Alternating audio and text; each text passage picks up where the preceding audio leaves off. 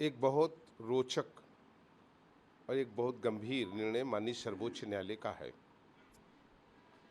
और उन्होंने राज्यसभा के ही ऊपर ये निर्णय दिया था कि राज्यसभा का चुनाव किसी दलगत राजनीति से किसी को बांधा नहीं जा सकता। राज्यसभा के चुनाव में व्यक्ति अपनी अंतर आत्मा की आवाज पर जिसे चाहेगा उसे वोट करेगा और चूंकि अंतरात्मा जीवित थी इसलिए हमने उसके आधार पर वोटिंग की। कि अंतरात्मा जीवित थी, उससे पहले ये अंतरात्मा, क्योंकि एक लंबा कार्यकाल आपका समाजवादी पार्टी में रहा, अब आज ऑफिशियली आप लोगों को पार्टी से निष्कासित कर दिया गया। आपके साथ में 2 और विधायक हैं जिनको निष्कासित किया गया। उसमें लिखा भी गया कि समय दिया गया, लेकिन उसमें कोई सुधार नहीं हुआ। नहीं, आप किसको निष्कासित करेंगे जो आपके साथ है ही नहीं। मैंने ऑफिशियल तौर से 18 मई, मैंने अभी कहीं गलती से 18 जून कह दिया था, 18 मई को ही हमने भारत के यशस्वी गृह मंत्री आदरणीय अमित शाह जी की गौरवशाली उपस्थिति में रायबरेली ऊंचाहार में 1 लाख से अधिक अपने समर्थकों के बीच में एक बड़ी रैली करके हमने समाजवादी पार्टी छोड़ दी थी और भारतीय जनता पार्टी ऑफिशियल हमने ज्वाइन कर लिया था। तो आप किसको निकालेंगे? बड़ी हास्यप्रद बात है और हतप्रद करने वाली बात है कि जहां मैं था ही नहीं वहां हम निकालेंगे किसको? हम ऑफिशियल रूप से हमने 18 मई को छोड़ दिया था और हमने सार्वजनिक रूप से हमने ज्वाइन किया था। तो ये सवाल कहाँ से उठता है? रही बात अनुग्रह की, तो मैं पूरे जीवन भगवान प्रभु राम से, परमपिता परमेश्वर से याचना करूंगा, विनती करूंगा कि मैं जिनके अनुग्रह से हूं, जिनके अनुग्रह से मनोज पांडे की उत्पत्ति हुई है, उनका अनुग्रह हमारे ऊपर रहे। ऊंचाहार की हमारी परिवार तुल्य जनता का हमारे ऊपर अनुग्रह रहे और उन्हीं के कारण मैं जीत करके आया था। और याद रखिए, जो दल आज एक हास्यप्रद बयान दे रहा है निष्कासन की, उसको विचार करना चाहिए कि किसको निकालने हैं, वो उनके साथ था भी कि नहीं था, नंबर 2। और उनको ये भी विचार करना चाहिए कि उन्होंने टिकट एक नहीं बांटे थे, 403 टिकट बांटे थे, लेकिन लगातार फिर 17 में उन 46 में मनोज पांडे जीत के आए थे और वो ऊंचाहार की जनता की कृपा थी। हम 22 में भी जीत करके आए तो ऊंचाहार की जनता की थी।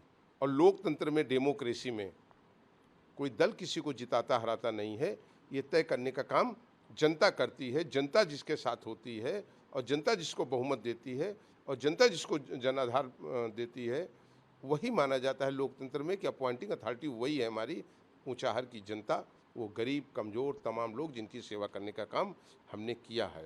और सवाल ये है, जो लोग जात के नाम पर बांटने का काम करते हैं तो हम सवाल करेंगे। 1995 में कौन सा आरक्षण हुआ था जिसमें एक जात विशेष के 80% लोगों को प्रधान बना दिया गया, जिला पंचायत अध्यक्ष बना दिया गया?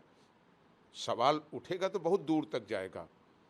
सवाल ये भी होगा कि सिपाही की भर्ती में क्या हुआ, सवाल ये भी होगा कि सचिवालय की भर्ती में क्या हुआ, सवाल इसका भी उठेगा कि सिंचाई विभाग की भर्ती में 43,000 में क्या हुआ, 29,000 सचिवालय प्रशासन की भर्ती में क्या हुआ। सवाल तो ये भी उठेगा। तब हमारे वो तमाम समाज के लोग, चाहे वो पटेल हों, चाहे हमारे लोधी भाई हों, चाहे विश्वकर्मा हों, कुमार हों, कहार हों, केवट हों, मल्लाह हों, निषाद हों, हमारे पासवान भाई हों, हमारे गौतम भाई हों, हमारे कोरी भाई हों, हमारे निर्मल भाई हों, तभी लोग कहाँ थे? लेकिन बात ये रही कि जो घटनाक्रम का जिक्र कर रहे हैं, जो इंसिडेंट हुआ उस समय भी तो आप समाजवादी पार्टी में रहे वक्त था, कि आप खुद भी मंत्री थे, तो फिर अचानक से क्या ऐसी बात हुई कि आपको ये स्टेप लेना पड़ा? स्टेप इसलिए लेना पड़ा कि जिस देश में 110 करोड़ से ज़्यादा सनातनी रहते हों, वहाँ भगवान प्रभु राम को गाली दी जाए। जो हमारे आस्था का विषय है, जहाँ पर रामचरितमानस की प्रतियां गली गली जलवाई जाएं, जहाँ पर गंगा मैया को नारा जाए, जहाँ पर हिंदू देवी देवताओं का अपमान किया जाए, जहाँ जातियों के साथ अन्याय हो, अन्य पिछड़ों के साथ अन्याय हो, दलित भाइयों के साथ अन्याय हो, उनकी रोजी रोटी उनसे छीनी जाए, ये मनोज पांडे को स्वीकार नहीं था। और मैं बहुत स्पष्ट रूप से कहना चाहता हूँ, उन लोगों की आत्मा नहीं जागेगी जिनकी आत्मा मर गई है। आत्मा उसी की जागती है जिसकी आत्मा जीवित हो। मनोज पांडे की आत्मा जीवित थी, जीवित है, जब तक जीवन रहेगा तब तक जीवित रहेगी। मनोज पांडे फूलों पर चल करके राजनीति में नहीं आए हैं, हम कांटों पर चल करके आए हैं। संघर्ष ही हमारा परिभाषा रही है। हमने हरदम कमज़ोर, गरीब और शोषित, उसके विरुद्ध जो भी अत्याचार हुए हैं उनकी हमने लड़ाई लड़ी है। यही मनोज पांडे की जीवन का मूल मंत्र है कि गरीब और कमज़ोर के साथ और अत्याचार जहां होगा वहां मनोज पांडे खड़े रहेंगे। यही जीवन की कार्यशैली है और यही जीवन की कार्यशैली रहेगी। लोगों को विचार उनको करना चाहिए। एक कहावत है, क्या खोया क्या पाया।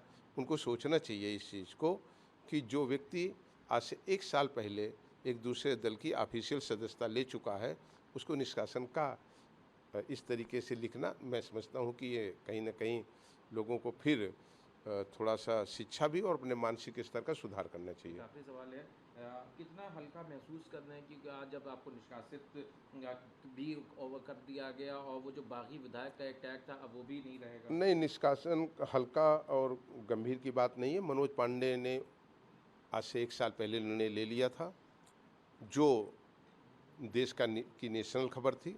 अब सब उसे छाप चुके हैं, उस रैली को हमारे दिखा चुके हैं, उसमें कोई नई चीज़ नहीं है। हमने 1 साल पहले निर्णय ले लिया था। ये उनको विचार करना चाहिए कि उन्होंने हजूर आते आते इतनी देर क्यों कर दी। ये उन लोगों को सोचना चाहिए। मनोज पांडे 1 साल पहले निर्णय ले लिए थे।